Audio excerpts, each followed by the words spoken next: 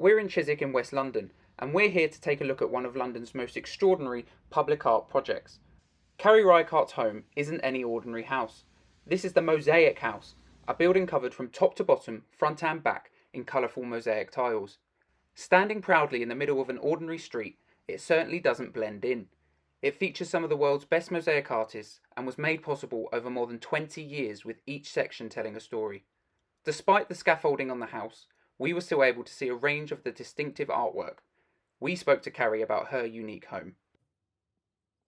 I've often said that I see my house as a bit like someone who has tattoos all over them. And they'll say that was this time and that was this and this is my daughter. And so in a sense, my house is a bit the same.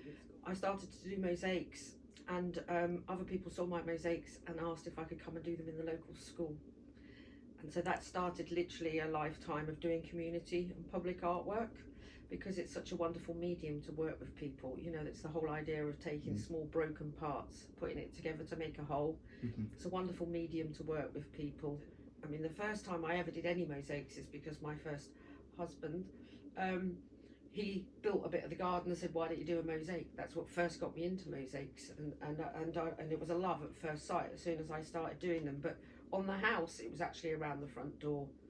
And actually, if you look around the front door, you'll see that it's very intricate, and it's all based on Indian tapestry designs, because I was working at Southall at the time, so I was really influenced by the communities I was working with. And in 2017 I was awarded the public art piece in South Acton, and so on that piece we did go and work with the community, and we did a lot of research, and that piece has photos and imagery that all the ones I could find. I went through all the archives, all the library, and it's really supposed to represent the community history, you know, the cultural history. It's a celebration of everything that was on South Acton Estate.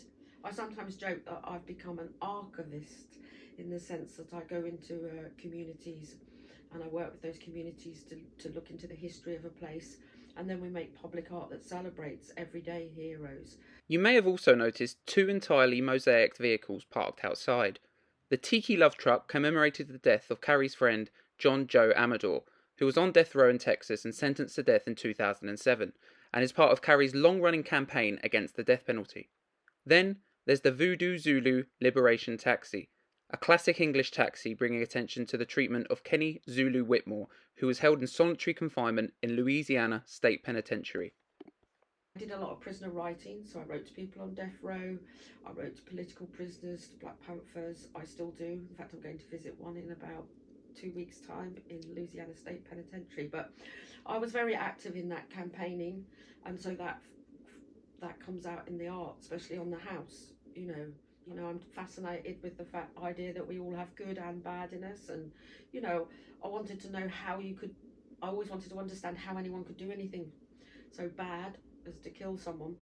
Carrie also wrote to a man called Luis Ramirez, another inmate on death row in America, and the first inmate Carrie wrote to. I visited Lewis for the 2 days before he was executed, and I'd said to him when I met him, if you send me anything metal or plastic or anything, I'll use it in the wall, I'll embed it in the wall. And so literally after I came back and I got home, there was a letter from him after he'd been executed that had his pass in it. I just got so involved in death row and understanding how completely unfair it was, how arbitrary it was. I'm absolutely convinced that Lewis was innocent of the crime, and that just sent me on about a 10-year path of where I wrote to other prisoners, I wrote to Panthers, and I think that just politically educated me.